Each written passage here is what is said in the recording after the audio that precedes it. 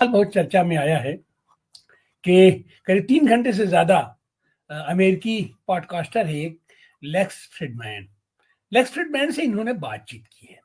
और पूरी बातचीत अगर देखा जाए तो ऐसा लगता है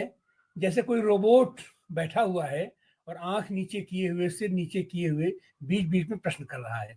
और मोदी जी एक्सटेम्पोर स्टेट्समैन जिस तरीके से बातें रखता है, बातें करता है, उस तरीके से मोदी जी बातें कर रहे हैं। लेकिन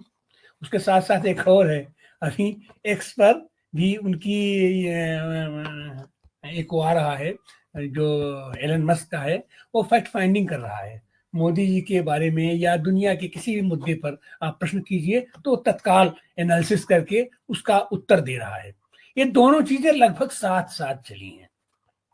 आज हम उसी बात पर चर्चा करने के लिए आए हैं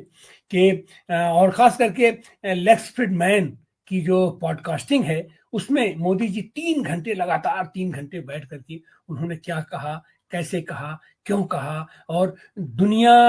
विदेश नीति से लेकर के, घर की नीति से लेकर के, गोधरा से लेकर के, गुजरात से लेकर के, भारतीय राजनीति से लेकर के, और जितना भी विवेकानंद से लेकर के रामकृष्ण, माने कुछ भी ऐसा नहीं लगता है कि कुछ भी छूटा है अगर उनके उस पूरे का वो पॉडकास्ट को सुना जाए तो। आज हम उसी बात पर चर्चा करने के लिए आ रहे हैं कि उनके उस वार्तालाप में कितनी सत्यता है,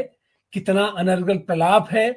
कि उसको किस तरीके से देखा जा सकता है एक राजनीति विद्यार्थी के रूप में, और एक स्टेट्समैन के रूप में, एक राजनीतिज्ञ के रूप में, एक जनतांत्रिक कार्यकर्ता के रूप में, एक मानवाधिकार कार्यकर्ता के रूप में। हम उनके उस पूरे भाषणों को, पूरे संदर्भों को कैसे देख सकते हैं, उसी संदर्भ में बात करने के लिए आज हमारे साथ उपस्थित हैं गुरु नानक देव विश्वविद्यालय में राजनीति विज्ञान के प्रोफेसर जगरूप सिंह सैखो जी। सैखो जी, आपका स्वागत है। और हमारे साथ है मध्य प्रदेश हाईकोर्ट के वरिष्ठ अधिवक्ता और भारतीय कम्युनिस्ट पार्टी के प्रदेश सेक्रेटरी अरविंद श्रीवास्तव जी, एडवोकेट अरविंद श्रीवास्तव जी, आपका भी स्वागत है। और हमारे साथ है किसान ये संघर्ष मोर्चा के संघर्ष समिति के राष्ट्रीय अध्यक्ष डॉक्टर सुनीलम। तो हम इस चर्चा की शुरुआत डॉक्टर सुनीलम से करते हैं। डॉक्टर सुनीलम, इस पॉडकास्ट को आप किस तरीके से देखते हैं, आपकी इस पर टिप्पणी। बहुत शुक्रिया तिवारी जी। असल में पहली बात तो ये है कि पॉडकास्टर तो हिंदुस्तान में भी बहुत सारे हैं। पहली बात ये है कि बहुत स्वदेशी की बात करते हैं, भारतीय संस्कृति की बात करते हैं, राष्ट्रभक्ति की बात करते हैं, लेकिन इन्हें 3 घंटे का समय जो है ये किसी पॉडकास्टर को यहाँ दे देते। यहाँ पर देने की उनकी हिम्मत नहीं है, मैं ये बात कहना चाहता हूँ, क्योंकि यहाँ के पॉडकास्टर्स जो हैं वो सब असलियत जानते हैं। तो उनके साथ में इस तरीके का अगर वो सफेद झूठ बोलने के का काम करेंगे या उपदेश देने का काम करेंगे तो तुरंत उनको पकड़ लिया जाएगा अगर वास्तव में जेन्युइन पॉडकास्टर होगा। या कोई ऐसे अगर लोग हों पॉडकास्टर के अंदर कि आपको आम पसंद है, क्या कपड़ा पसंद है, कैसा आपको अच्छा लगता है, वो बात अलग है। तो एक तो मैं ये कहना चाहता हूँ कि उन्होंने ये बताया है कि देश के पत्रकारों के ऊपर, पॉडकास्टर्स के ऊपर उनको जो है भरोसा नहीं है, ये पहली बात है। दूसरी बात जो उन्होंने कही है, जो बहुत हाईलाइट हुई है, वो ये हुई है कि वो कॉन्फ्लिक्ट में विश्वास नहीं करते और वो मानते हैं कि डेमोक्रेसी जो है उसके लिए जरूरी है क्रिटिसिज्म होना चाहिए, लेकिन उसमें वो राइडर लगाते हैं कि क्रिटिसिज्म भी ऐसा होना चाहिए कि वो एलिगेशन नहीं होना चाहिए, वो आरोप नहीं होना चाहिए, वो तथ्यात्मक होना चाहिए। कुल मिलाकर के लेकिन जो पूरा उनकी जीवन की जो यात्रा रही है, जो व्यक्ति गुजरात जैसे नरसंहार का दोषी हो, जिस व्यक्ति के आज भी भारतीय जनता पार्टी या आरएसएस के अपने आप को वो कार्यकर्ता कहते हैं, और आपको मालूम है कि महाराष्ट्र के अंदर अभी नागपुर में, इसके पहले कोल्हापुर में, इसके पहले औरंगजेब की जो है कब्र को उखाड़ने और उसके पहले बाबर की औलादे बता करके पूरा का पूरा एक देश के अंदर अभियान चलाने को लेकर के जो उनका खुद का स्टैंड रहा है, जो पूरा उनकी जीवन यात्रा रही है, वो केवल और केवल ऐसे मुद्दे उठा करके ध्रुवीकरण करना, उसके लिए चाहे कुछ भी ना करना पड़े, कुछ भी क्यों ना करना पड़े, उसके लिए तैयार रहना, ये उनकी जीवन यात्रा से पता चलता है। तो मतलब मेरा ये है कि एक उनके पॉडकास्ट के अंदर जो सब बातें आई हैं वो हिपोक्रेसी की पराकाष्ठा है।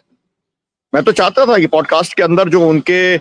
जो आइकॉन्स हैं, है ना, गोलवरकर साहब से लेके, गुरुजी से लेके, और जो आपका गोडसे तक, उनका वो नाम लेते, वहां पर बताते कि कितने महान ये लोग थे जिनके विचार को लेकर के ये जो है संघ के साथ में जुड़े, उनके विचार को लेकर के ये पूरे तमाम सारे जो संगठन चल रहे हैं उनको ये सपोर्ट करने का काम और संरक्षण करने का काम इनके द्वारा किया जाता है। तो बात जो कुछ भी इनके द्वारा की गई है, मुझे लगता है कि वो केवल और केवल पाखंड है। आखिरकार क्यों इनको गांधी का नाम लेना पड़ा, क्यों इनको बुद्ध का नाम लेना पड़ा, क्यों इनको करुणा की बात इनको करनी पड़ी? इनके जीवन में तो करुणा का कोई नामो निशान दूर दूर तक ही नहीं है।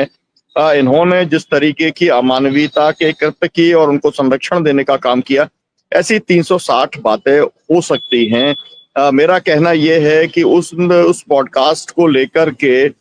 इनके बारे में केवल एक ही राय बनाई जा सकती है कि ये प्रवचन करने में, पाखंड पूर्ण प्रवचन करने के ये पूरे तरीके से ये माहिर हैं। और इन्होंने ये भी अब हमको पता करना बहुत जरूरी है कि किस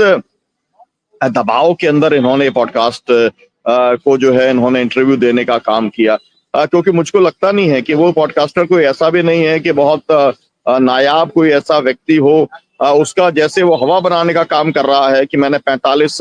घंटे तक जो है उपवास करने का काम किया था और मेरा जिंदगी का सबसे बड़ी मैं इसको उपलब्धि मानने का काम करता हूँ। आप चले जाइए, आपको बीबीसी में, CNN के अंदर तमाम सारे बड़े बड़े चैनल्स जो हैं दुनिया के, उसके अंदर ऐसे लोग मिल जाएंगे जिन्होंने कि 50 राष्ट्राध्यक्षों के साथ में, 50 क्रांतिकारियों के साथ में, बड़े बड़े ऐसे लोगों के साथ में इंटरव्यू करने का काम किया। उनके लिए इस एक इंटरव्यू का, किसी एक राष्ट्राध्यक्ष के साथ इंटरव्यू का उनके लिए कोई महत्व नहीं है। तो ये बताता है कि ये पूरा का पूरा एक जो ये ब्रांडिंग के जो मास्टर हैं, और कुल मिलाकर के जो एक वातावरण देश के अंदर बना हुआ है, जिसके अंदर आपको मालूम है कि पूरा का पूरा, चाहे वो शिक्षा का मामला हो, चाहे वो बेरोजगारी का मामला हो, चाहे वो महंगाई का मामला हो, या सांप्रदायिक हिंसा चरम पर है, तो उनका जो एक किस्म की जो इमेज है वो जिस तरीके से पूरी तरीके से धूमिल और खंडित हो रही है, उस इमेज को कैसे जो है लोगों के बीच में जो है, अब ये पॉडकास्ट जो है इसके टुकड़े टुकड़े करके, तो इसके छोटे छोटे से जो है क्लिप्स बना करके, रील्स बना करके, ये कई समय तक, कम से कम कई महीनों तक इसे चलाने का काम किया जाएगा। तो मुझे लगता है कि ये केवल इमेज बिल्डिंग एक्सरसाइज है, या कहा जाए कि इमेज को बचाने की एक्सरसाइज है, क्योंकि ये सब तरफ से घिरे हुए हैं, और ऐसे घिरे हुए हैं कि 75 साल के पूरे होंगे, इन्हें निकालने का जो है उपक्रम पूरे तरीके से जारी है। और इनकी हालत इतनी खराब है कि नया भारतीय जनता पार्टी का अध्यक्ष जो चुना जाना है, उसको भी नहीं चुन पा रहे हैं, क्योंकि इतने किस्म का दबाव है। और इनको ऐसा भी लगता है कि कोई ऐसा अगर अध्यक्ष आ गया जो मेरे साथ कॉम्पीट करने की स्थिति में अगर आ जाए, तो क्या स्थिति बनेगी। मतलब एक असुरक्षित ये व्यक्ति हैं। तो दुनिया के अंदर जो 56 इंच के छीने की बात करते हैं, तो इन्होंने जिस तरीके से, आपने ट्रंप का क्योंकि नाम लिया था, इसलिए मैं कहना चाहता हूं कि ट्रंप की और इनकी तुलना नहीं हो सकती है ना। ट्रंप के सामने इनकी घिघी बंधी हुई थी, इस तरीके से बैठे हुए थे, और आपको मालूम है ये कितने डरे हुए हैं, क्योंकि जब अडानी का जो है वारंट निकल गया और उसको जब यहाँ पर सर्व करना पड़ गया अदालत के माध्यम से, तो इनको ये समझ में आ रहा है कि जीरो डाउन किया जा रहा है इनको, और पूरी दुनिया के स्तर पर किया जा रहा है। तो ये बहुत भयभीत हैं, ये बहुत असुरक्षित हैं, और ये केवल अपनी इमेज बिल्डिंग के लिए उन्होंने ये पॉडकास्ट जो है करने का काम किया है। बहुत बहुत शुक्रिया आपका।